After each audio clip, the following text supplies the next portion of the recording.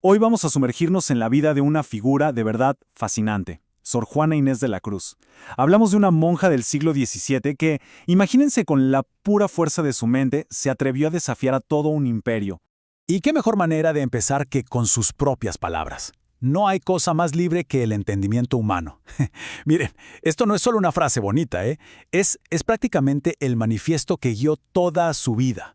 Una vida que fue, en esencia, una lucha constante por la libertad de pensar en un mundo que simplemente no quería que lo hiciera.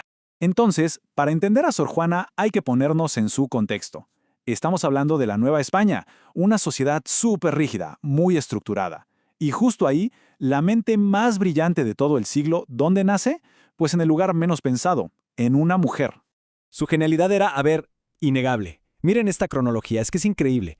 A los 3 años aprendió a leer sola. O sea, ¿se lo imaginan? Algo que casi no se veía.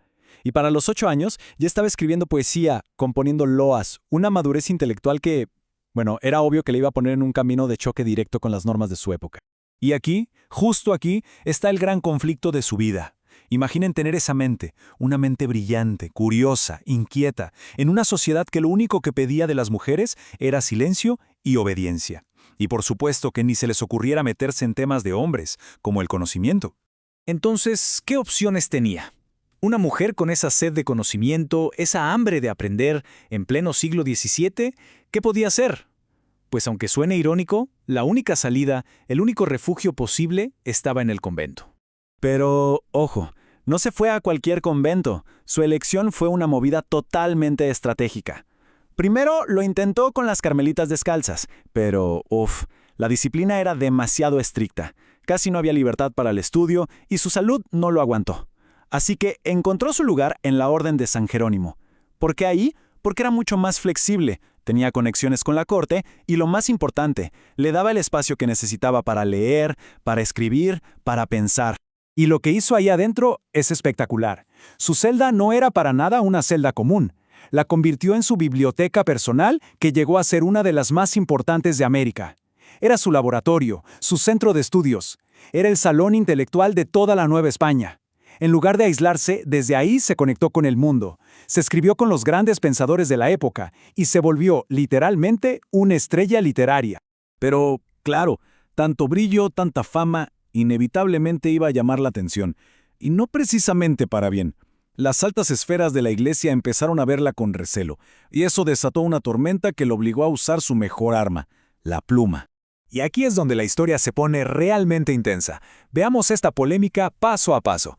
Primero, Sor Juana se atreve a hacer algo impensable. Escribe una crítica teológica a un sermón súper famoso, teología, un campo exclusivo de los hombres.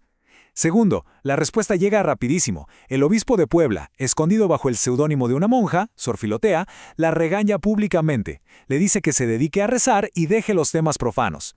Y tercero, el contragolpe de Sor Juana. Su obra maestra, la respuesta a Sor Filotea. Una defensa, increíble, no solo de ella misma, sino del derecho de todas las mujeres a aprender. Y la forma en que lo hace es, de verdad, una genialidad.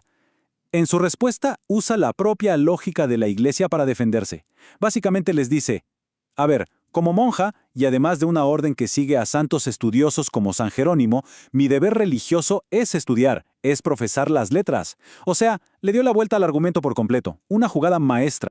Y justo después de esta defensa tan brillante, cuando estaba en la cima de su poder intelectual, de repente, la voz más poderosa de las Américas se apaga. Un silencio total, profundo, desconcertante. La gran pregunta es, ¿qué pasó? Porque no fue un silencio cualquiera. En los últimos años de su vida, Sor Juana renuncia a todo. Regala su biblioteca de miles de libros, abandona por completo sus estudios, incluso firma documentos con su propia sangre para renovar sus votos. Es un giro dramático, y la pregunta sigue en el aire hasta hoy. ¿Por qué lo hizo? Bueno, los historiadores no se ponen de acuerdo, hay varias teorías, ¿no? Algunos dicen que la presión de la iglesia fue tan fuerte que simplemente la quebró. Otros piensan que pudo ser una crisis de fe muy personal y profunda. Quizá fue un acto de devoción total, o tal vez una crisis creativa, un agotamiento. La verdad es que no lo sabemos, y ese misterio es parte de lo que la hace tan legendaria. Y el final de su vida es muy significativo. No murió en medio de un debate teológico ni escribiendo un poema. Murió el 17 de abril de 1695 cuidando a sus hermanas monjas durante una epidemia. Su vida terminó en un acto de servicio, de entrega. Un final conmovedor que cierra el círculo de una vida increíble, siempre entre el saber y la fe. Pero aunque su voz se apagó, su legado, ese es inmortal. Sus palabras, su espíritu rebelde, iban a resonar por los siglos de los siglos. Y es que el impacto que tuvo fue enorme. No por nada la llamaban la 10ª musa o el Fénix de México. Su obra es una maravilla del barroco, súper compleja, pero al mismo tiempo muy personal, muy emotiva. Y, muy importante, fue una de las primeras en darle voz a la identidad criolla, a lo que significaba ser de este lado del mundo. Y esto nos lleva a su legado más potente, el que más resuena hoy. Mucha gente la considera la primera feminista de América. Y con toda razón. Esa defensa apasionada que hizo del derecho a saber, de la libertad intelectual, la convirtió en un ícono para el feminismo y para la lucha por la educación para todos. Y creo que no hay mejor forma de cerrar que con ella misma. Escuchen esto.